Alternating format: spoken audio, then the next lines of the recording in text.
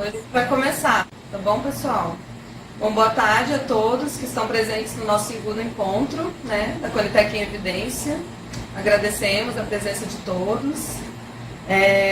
Então esse programa ele tem a finalidade de debater e aprofundar temas de relevância na área de ATS, né, de avaliação de tecnologias em saúde, difundir conteúdos produzidos pela Conitec, pelos NATs, os Núcleos de Avaliação de Tecnologias. Então aqui nós vamos abordar vários assuntos relacionados às tecnologias e às avaliações de tecnologias em saúde. Esse programa ele é transmitido por duas maneiras, então. A primeira é por videoconferência, onde é necessário que o usuário seja cliente da rede RNP e da rede root. E os participantes que estiverem conectados através da rede root poderão assistir a videoconferência, realizar perguntas e comentários durante a transmissão. Já a segunda maneira, que é por streaming pela web, os usuários que não têm acesso à rede, eles se conectam através do site da rede root, clicam no anúncio da sessão localizado no calendário de eventos, e essa participação não tem como ser direta. Então, a maneira que os usuários podem participar é mandando perguntas por e-mail, tá bom? Então, o nosso e-mail é conitec.evidências@saude.gov.br.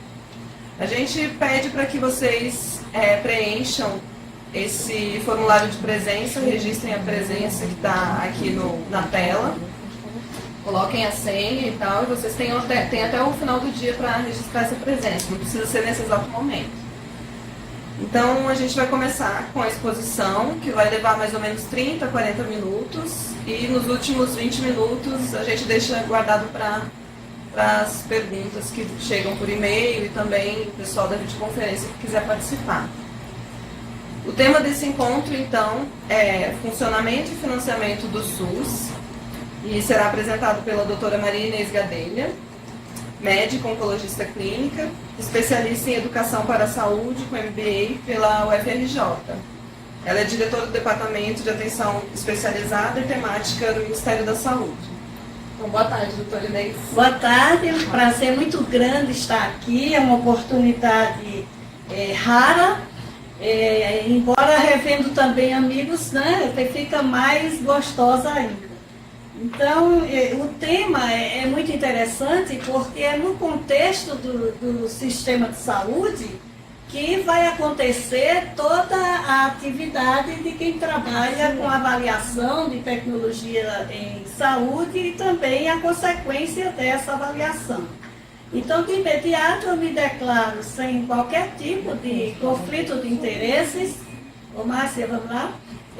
Me declaro sem qualquer tipo de conflito de interesses no tema que eu vou discutir aqui, seja ele de caráter familiar, pessoal, acadêmico, está tudo tranquilo. A primeira questão, quando se fala do SUS, é o anterior, Márcia, por favor, é se ele é um sistema único, se ele é o único sistema que existe no Brasil, ou se o SUS é uma parte do sistema de saúde brasileiro. Então, quando nós olhamos o próximo slide, vamos ver que isso que nós chamamos de sistema único de saúde, na verdade, pode ser visto não como único. Porque quando nós olhamos o Brasil como um todo, vamos ver que os componentes de saúde disponíveis para a população indicam que há um SUS, chamado de Sistema Único de Saúde, indica que tem um sistema de saúde suplementar que sequer chega a ser sistema, porque ele não se caracteriza na sua estruturação e no seu funcionamento como sistema. Existem ainda os componentes ditos estatais, como são ainda algumas estruturas de saúde, principalmente aqueles hospitais de servidores, os planos de estatais, como do Banco do Brasil, da Caixa Econômica Federal, o próprio sistema de saúde, entre aspas, do Judiciário, e também a parte da saúde dos ministérios militares. Então fica muito difícil se imaginar que com componentes tão diversos na sua estruturação e no seu financiamento, possa haver no Brasil um sistema único de saúde. Apesar de a concepção ter sido para um sistema único de saúde, em que os demais seriam complementares a esse sistema. No entanto, quando nós consideramos todos esses componentes, nós vemos que o SUS é o mais completo deles, porque tem de atuar no nível primário da promoção da saúde e prevenção de doenças, no nível secundário daquilo que nós chamamos de atos únicos, como, por exemplo, consultas, exames, não é? Procedimentos como parto, como pronto atendimento, que atua principalmente na área de média complexidade, e o nível terciário de alto custo e de alta complexidade, que quando nós analisamos a prestação desse serviço como um todo no Brasil, nós vemos que o SUS inverte aquela sua concepção de ser complementado. E ele é que passa a ser complementar da saúde suplementar daquela área estatal e também de ministérios militares. Então, para facilitar essa visão, eu não sei se vocês estão tendo uma boa visão do slide, mas esse slide está descrevendo todo o sistema de saúde que existe no Brasil. A sua parte ambulatorial, que é a parte de cima, no segundo, a sua parte hospitalar, e embaixo as outras classificações.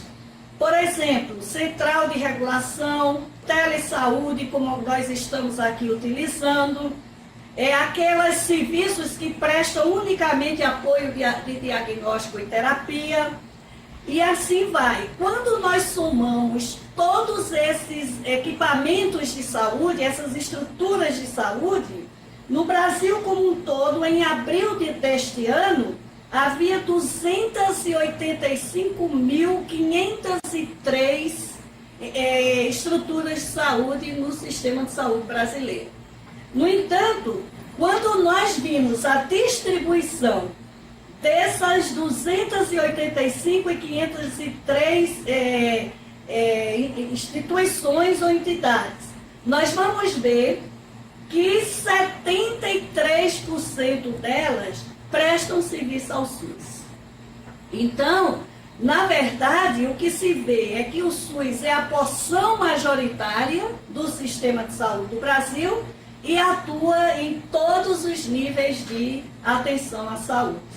Por que é que isso é importante? Porque se nós vemos que 73% como um todo, em considerando o sistema como um todo, porque quando nós vamos para a alta complexidade, mais de 85% de todas as 285 mil entidades prestam serviço ao SUS. Então, é interessante essa informação e muito importante para entender o contexto, porque quando nós olhamos a composição da população dependente do SUS e aquela que tem plano de saúde e que, na verdade, utiliza o SUS na sua complementação, principalmente na alta complexidade, nós vemos como essa composição, e isto em 2015, porque com a crise econômica esses percentuais têm se reduzido, nós vimos que a maioria da população brasileira utiliza o Sistema Único de Saúde.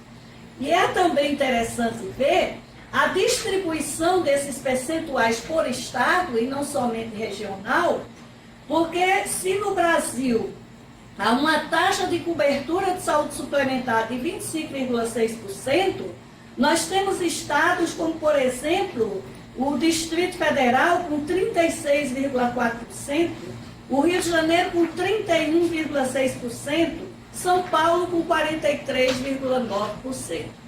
Então, é um contexto muito variado e suas relações, ou as relações entre os diversos componentes do sistema, se faz de forma bastante heterogênea. Mas, resumindo como um todo, nós vemos que o SUS representa cerca de 75% do sistema como um todo, né? Mas a sua prestação de serviço serviços se faz majoritariamente por instituições privadas. Sejam essas instituições privadas com ou sem fins lucrativos. Isso é muito importante para se saber porque explica muita dificuldade de gestão do acesso das pessoas, da população ao atendimento. Normalmente a regulação do acesso assistencial encontra portas fechadas muitas vezes, não é? Encontra limites dados pelos próprios prestadores. Na sua maioria, como já chamei a atenção, privados com fins lucrativos. Então, isso é o geral do sistema no Brasil como um todo, mas o SUS tem umas particularidades que nós poderemos também adentrar. Uma delas é onde ele mais atua. Apesar de ele ter de dar toda a atenção em todos os níveis de atenção, o que nós vemos é essa disparidade de prestação de serviços. No nível primário da atenção, ou seja, aquele que promove a saúde e previne doenças e recupera, nós vemos que a prestação de serviço é majoritariamente de natureza pública. Quando o sistema começa a incorporar tecnologia, ou seja, passa-se para o nível secundário, que vem exame de imagem, que vem laboratório de patologia clínica, de anatomia patológica e começa as consultas especializadas, nós vemos que há uma abrupta separação, não é? Uma abrupta diferença entre essa prestação, ficando o privado com ou sem fins lucrativos mais participante do sistema e inverte-se inteiramente essa correlação no nível terciário.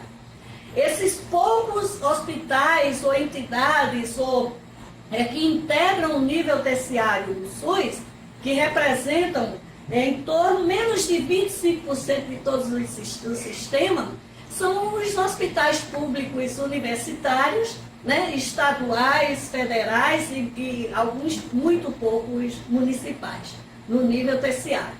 Então, olha, só essa distribuição e esse panorama espacial nos mostra a dificuldade de gestão que é desse chamado Sistema Único de Saúde. E ele, como que é gerenciado? É também um formato de gestão muito complexo, demanda de muita conversa, de muita pactuação. No entanto, essa dificuldade no final reverte-se de uma expansividade maior do sistema, uma abrangência maior, porque depois de pactuado, depois de estabelecido, tudo começa então a se executar sob a mesma égide, que é aquela que foi acordada. Então, nós temos a gestão municipal, ou as gestões municipais, as gestões estaduais e a gestão federal, que funcionam entre si em comissões, né? O Estado com os municípios nas comissões bipartites.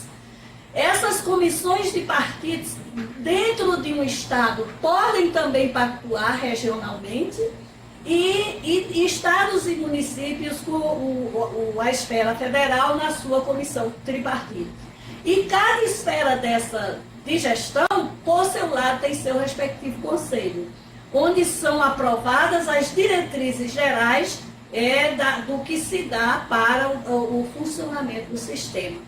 Todas elas fazem conferências de saúde, né? Todas elas apresentam-se à conferência maior, que é a Conferência Federal, que se dá a cada 4 anos. Operacionalmente, o SUS funciona por meio de, principalmente, portarias. São portarias que também são pactuadas naqueles grupos técnicos tripartites. E a sua execução, principalmente a sua relação com os prestadores de serviços, sejam eles públicos ou privados, infelizmente até hoje ainda funciona por tabela de procedimentos. Então, a grande fonte de informação da prestação de serviços ao SUS ainda é a tabela de procedimentos, que baseia a chamada ficha de programação físico-orçamentária. Então, quando um prestador de serviços ao SUS de qualquer natureza jurídica é credenciado pelo respectivo gestor, é feita uma ficha de programação físico-orçamentária em que se põe a frequência de procedimentos que ele deve prestar e o correspondente financeiro que ele vai receber, né? E para que essa coisa toda aconteça, o SUS trabalha com 2 sistemas principais de informação ainda. Estamos trabalhando no sentido de unificar esses sistemas como nós já unificamos as tabelas de procedimento.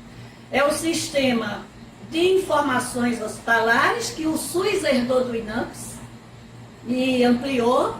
Trabalha com um instrumento de registro e faturamento chamado AIH, que é a autorização de internação hospitalar, onde cabem um percentual, acontece um percentual muito pequeno da prestação de serviços ao SUS, como nós vamos ver adiante, quando consideramos a produção no sistema de informação ambulatorial. Esse sistema de informação ambulatorial utiliza vários instrumentos de registro e faturamento, o BPA, que é o Boletim de Produção Ambulatorial, que pode ser consolidado apenas, ou seja, puramente numérico, hemograma, 500, radiografia de tórax, 60, e assim vai. Ele pode ser o BPA individualizado, que aí nós já sabemos quem é o indivíduo, aonde ele está, qual é a doença que ele tem. Por exemplo, o BPA individualizado que se faz para a citopatologia do câncer do colo do útero. E a APAC, que é uma autorização de procedimentos ambulatoriais, que é restrita àqueles casos de menor número de procedimentos e procedimentos repetidos dentro do sistema. A exemplo de medicamentos, não é? A exemplo de quimioterapia, de radioterapia. E, por fim, esses registros ambulatoriais de ações de saúde, que foram criados como um processo intermediário entre o BPA individualizado e a maior complexidade da APAC. E esses são hoje utilizados apenas na atenção psicossocial e na atenção domiciliar.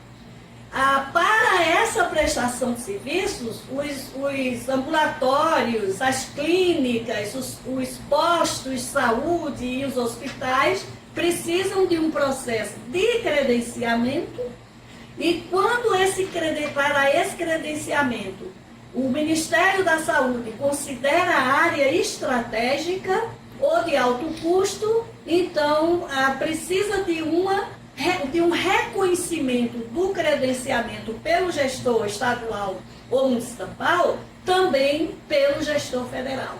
A esse reconhecimento de credenciamento pelo gestor federal se dá o nome de habilitação. Então, quando há alta complexidade, principalmente se faz isso. E como é que esse sistema se financia?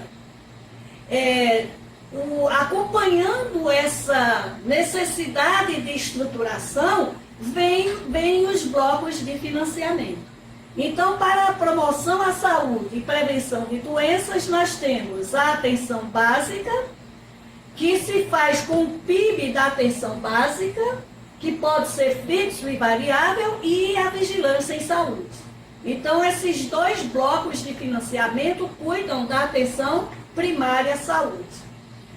Aquela atenção que ocorre no nível secundário e no nível terciário se dá por meio de um bloco chamado de assistência à saúde, que é muito conhecido como MAC, média e alta complexidade. Quando se trata de procedimentos de assistência farmacêutica, é algum problema? Não. Então dá esse total 340, lembrando que aí não estão os medicamentos da atenção básica, nem todos os medicamentos da Rename, como veremos adiante. Aí, quando se vê a Rename, por exemplo, de 340 procedimentos, na Rename são 887 medicamentos e insumos. Então isso mostra bem como nós temos essa deficiência muito séria no SUS de informação. E isso dá a entender que o SUS é bem menor do que ele realmente é. Né? Ah, não está na tabela, o SUS não pode. Não é bem assim. Tá?